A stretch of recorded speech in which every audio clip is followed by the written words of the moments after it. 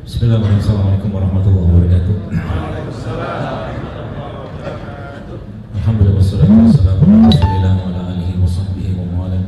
Asyhadu an la ilaha illallah wa la syarika lahu wa asyhadu anna Muhammadan abduhu wa rasuluhu nabiyya ba'da. Allahumma shalli wa sallim ala nabiyil karim nabiyina Muhammad sallallahu alaihi wasallam wa ala alihi wa ashabihi wa man tabi'ahum bi ihsan ila yaumil qiyamah amma ba'd. Qala Allah ta'ala fil Qur'anil Karim, a'udzubillahi minasyaitonir rajim.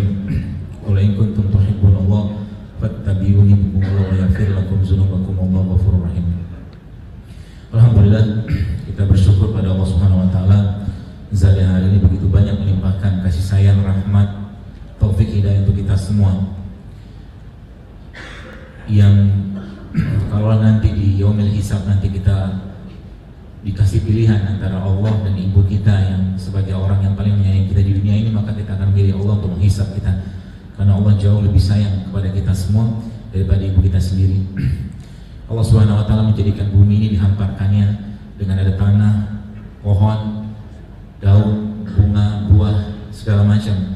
Dihamparkannya bumi ini untuk kita bisa memanfaatkannya agar kita semua hamba-hamba yang hidup di muka bumi ini bisa menjadi hamba yang bertakwa, atau menjadi hamba yang menjadikan hidupnya sebagai hidup yang penuh dengan kebaikan dan ibadah. Maka alhamdulillah adalah kalimat atau kata terbaik yang mungkin sering harus kita ucapkan atau kita sampaikan kepada Allah atas begitu berlimpahnya rahmat, nikmat, taufik hidayah dari Allah saat ini sekalian. Dan selawat dan taslim kita sampaikan kepada Nabi besar Muhammad SAW. Semoga kita bisa meneladani beliau, tidak hanya meneladani tapi menjadikan beliau dan generasi terbaik yang pernah hidup saat itu menjadi contoh terbaik kita. Islam tidak butuh motivator manapun. Islam tidak butuh motivator dari luar Islam, karena motivatornya adalah Islam itu sendiri. Kalau zaman sekarang banyak sekali orang-orang yang mengambil hikmah-hikmah atau mungkin motivasi-motivasi dari orang-orang di luar Islam, maka kita perlu belajar bahwa sebenarnya Islam sudah cukup memiliki tokoh-tokoh itu. Kalau zaman sekarang ada Batman, Superman yang nggak jelas itu. Islam, kalau Bapak Ibu teman-teman sekarang membaca kisah penaklukan Madain, ya, itu sebuah kisah yang membuat saya sering saya sampaikan bagaimana Sa'ad bin Abi Waqqas radhiyallahu anhu dengan 30.000 pasukan berkudanya melewati sungai, berjalan di atas air. Ya, suatu penaklukan yang mungkin penaklukan terbesar dalam sejarah, 30.000 melawan 200.000. Jadi judul-judulnya ujung-ujungnya pasukan Romawi saat itu, ya, itu nggak berani melawan mereka karena mana ada manusia bisa berjalan di atas air dengan kuda dan ontanya. Jadi mereka pikir itu jin semua. Akhirnya mereka kabur, nggak berani melawan. Gitu. Penaklukan Madain. Kita bisa baca itu di buku 4 Khalifah yang Agung atau di kisahnya Umar itu ada, karena penaklukan Madain itu terjadi di kisahnya Umar.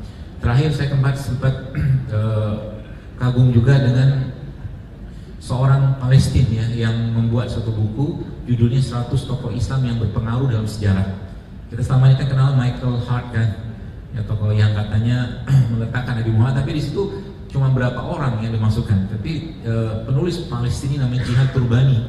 Kalau Bapak Ibu pernah lihat di YouTube itu sekarang ada beberapa cuplikan episodenya. Ya. Jihad Turbani ini menulis buku yang sekarang jadi bestseller juga di sana, dan sebagian sudah dibuat episode semacam drama dokumenternya. Bagaimana kita bisa meladani dari Jack Sparrow ya, jadi orang-orang yang luar biasa. Ternyata banyak sekali tokoh-tokoh muslim ya yang ada di dunia ini yang pernah menjejakkan peradabannya di muka bumi ini. Yang mereka lah orang-orang terbaik yang memang kita harus contoh mereka ya. Contoh mereka karena ya siapa lagi yang kita contoh ya? Kita generasi terbaik kita harus generasiku setelahnya.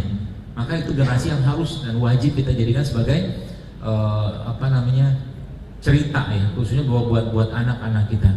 Jadi kalau Bapak Ibu atau teman-teman sekalian sudah mulai belajar sirah itu, maka banyak yang kita bisa ceritakan kepada anak-anak kita ya. Nggak perlu mengambil kisah-kisah yang lain.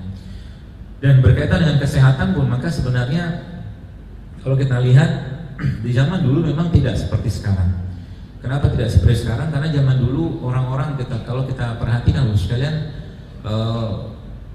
ya mereka orang-orang yang tidak terlalu banyak makan. Zaman dulu kan nggak banyak makan.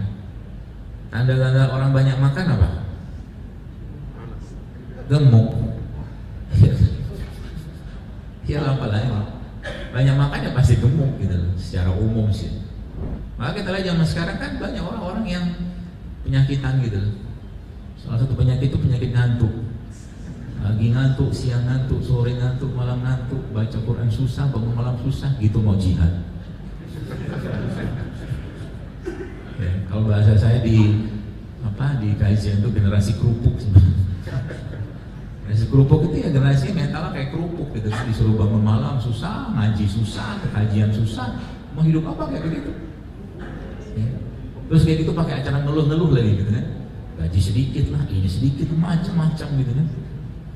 Kita perlu belajar dari, kalau teman-teman baca lihat aja di YouTube, ada satu sahabat namanya Khabbab bin Al-Arat, seorang sahabat yang luar biasa penderitaannya untuk memegang Islam. Ya. Jadi kalau kita melihat mereka itu malu kita ngeluh, ya. Malu kita katakanlah dikit-dikit ya komentari sesuatu yang tidak penting gitu kan, ya, malu kita. Apalagi urusan kesehatan. Jadi sebenarnya urusan kesehatan itu hal yang sangat simpel dalam Islam. Ya. Jadi kalau kita bicara tentang bab kesehatan atau pengobatan itu bab yang paling mudah.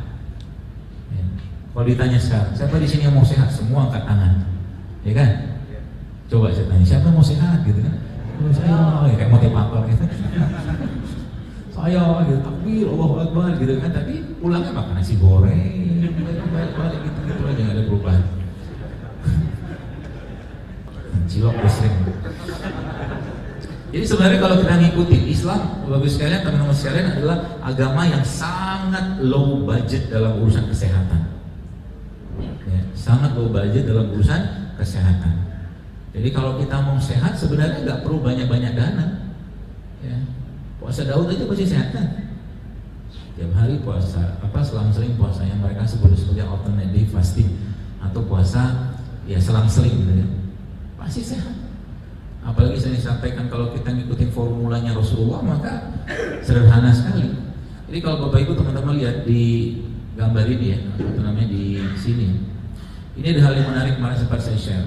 Jadi kalau nabes itu secara umum ya, kalau kita lihat tubuh kita itu bisa melakukan namanya apoptosis. Apoptosis itu dia bisa bunuh diri sendiri.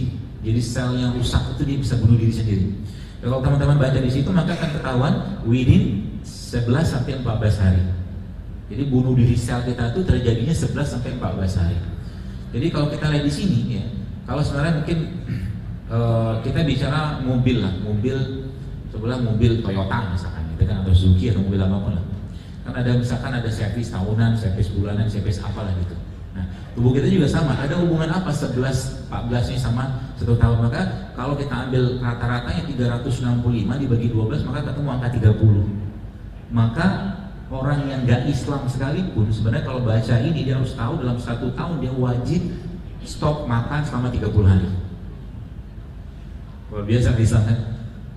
Kalau 365 itu dibagi 12 kan ketemu memang 30 hari itu dapatnya dari tadi dibagi 12. Jadi memang selama 1 bulan penuh itu memang Allah menginginkan kita tidak banyak makan. Untuk apa? Untuk selnya bisa bekerja, untuk selnya bisa membunuh dirinya sendiri. Sayangnya di negeri kita Ramadan justru malah inflasi paling besar. Ya kan? Gara-gara apa? Gara-gara konsumtif kan? Makan apa sahur ini, buka apa sahur ini, buka apa nanti, buka bersama siapa, beli baju apa segala macam, tapi 1 juz tidak terbaca 1 hari. Gitu. Maka Islam itu agama yang sangat-sangat sehat sebenarnya. Ya, Anda bayangkan kalau seandainya kita ikutin pola-pola ini dosa, dan tadi saya sampaikan bahwa Islam ya, sekalian sudah memiliki pola yang sangat jelas karena memang Allah yang menciptakan kita gitu. Allah yang menciptakan kita dan pasti Allah sudah tahu masalahnya apa. Ya, sebelum katakanlah tertulis semua di Lauhul Mahfuz katakanlah dengan kitab itu tuh kitab yang mulia itu, maka Allah sudah tahu bahwa apa yang bakal terjadi sekarang. Apa Allah nggak tahu sekarang banyak orang gemuk? Tahu. Makanya Nabi bilang kan, kalau Anda baca kemarin itu kan, aku lihat di kalangan umatku banyak dari mereka yang gemuk. Nabi gitu. Apa Allah nggak tahu sekarang banyak penyakit kanker autoimun? Allah pasti tahu. Bagaimana solusinya? Kembalikan saja bagaimana Islam mengajarkan itu semua. Ya. Bagaimana proses-proses detoksifikasi itu bisa kita manfaatkan. Ya. Dia kata kuncinya apa? Kalau mau sehat mulai sekarang jangan banyak makan. Siap nggak? Kenapa sedih gitu? Justru malah dinikmati laparnya. Karena sebagian besar dari kita sudah banyak energi dan tenaga yang berlebih gak kepake. Taunya dari mana? Dari lipatan di pinggang. Dan banyak kan? Saya sengaja nyinggung-nyinggung ini supaya sadar, kembalilah ke jalan yang benar.